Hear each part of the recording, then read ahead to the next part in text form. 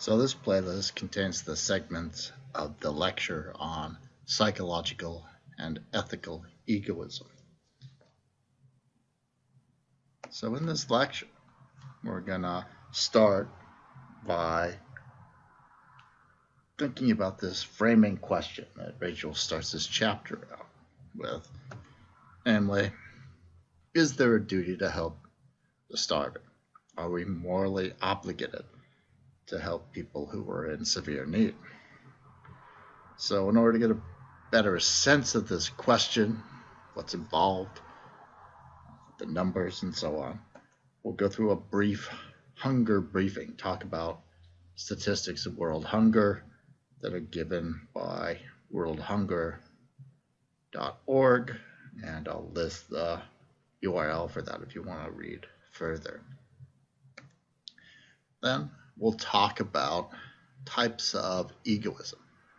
So we'll talk first about psychological egoism, theory about what motivates our actions psychologically. We'll look at a very specific version of that, hedonic psychological egoism, hedonistic psychological egoism. And these are both sort of empirical theories about what motivates human actions. Then we'll turn to a normative theory, ethical egoism, and we'll talk about what ethical egoism claims. And then we'll also briefly discuss rational egoism, which is a theory about human behavior in economics. After we get done talking about the various forms of egoism that are relevant to this chapter, then we'll turn our attention to the arguments and evaluations of those arguments that we found in the chapter. So we'll start with the two arguments for psychological egoism that Rachel offers up. The argument that we always do what we want to do, and the argument that we always do what makes us feel good. And then we'll look at these two arguments, and we'll look at Rachel's evaluation of those arguments and the reasons that he gives for his evaluation. Then we'll turn our attention to the three arguments that he presents that seek to support or conclude the truth of ethical egoism, that normative theory. So we'll look at the argument that altruism is self-defeating. We'll look at what he calls Ayn Rand's argument. And we'll look at ethical egoism as compatible with common sense morality, the third and final argument purporting to support the truth, reasonability of ethical egoism. And for each of these arguments, we will again look at Rachel's evaluation and the reasons that Rachel offers up for his evaluation. Then we'll turn our attention to the three arguments that Rachel considers that purport to disprove ethical egoism, show that it's not a good theory. And the first argument that we look at is the argument that ethical egoism endorses wickedness. The second argument we'll look at is the argument that ethical egoism is logically inconsistent. And finally, we'll look at the argument that Rachel thinks is the best argument against ethical egoism, the argument that ethical egoism is unacceptably arbitrary. And as before, we'll look at Rachel's evaluations of these arguments and the reasons that it gives for those evaluations. So Rachel tells us a little bit about world hunger, but we want to make sure that we've got up-to-date, realistic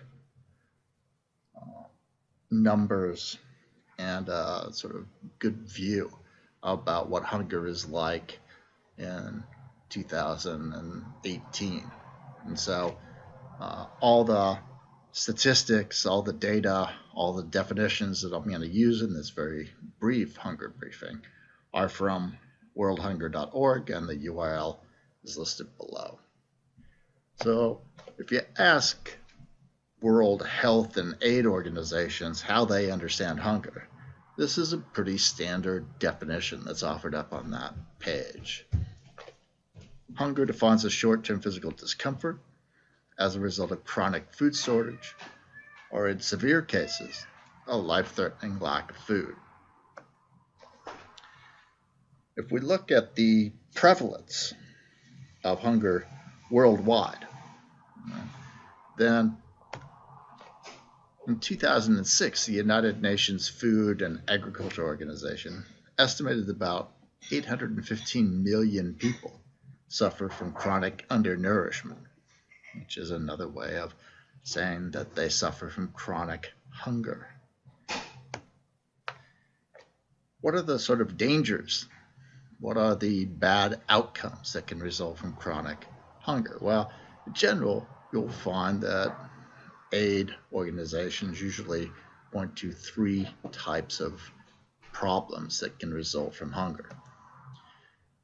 Malnutrition can manifest itself in two ways. It can manifest itself as wasting, which is low weight for your height. That is, you are not properly muscled, etc., given your height. And then edema, which is nutritionally related swelling of the feet, of the face, and of the limbs.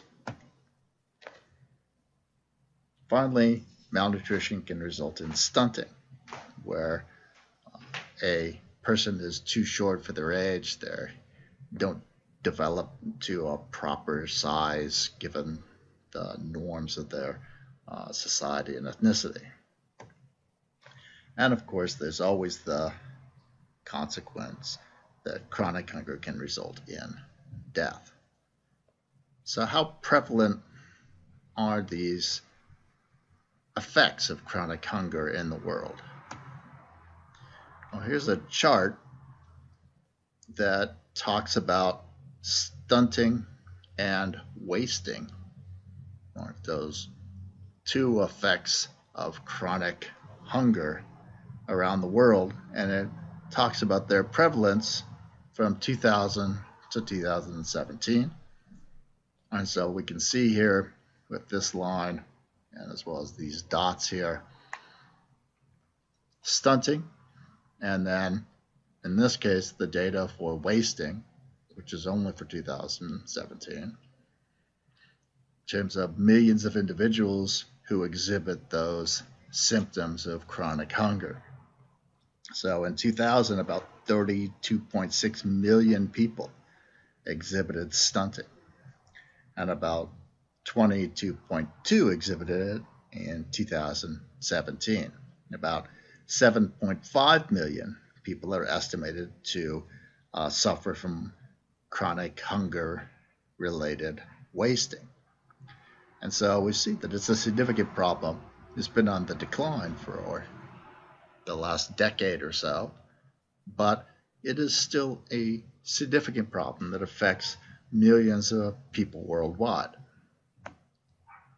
And we can see the distribution of these sorts of chronic undernourishment effects by region in this chart.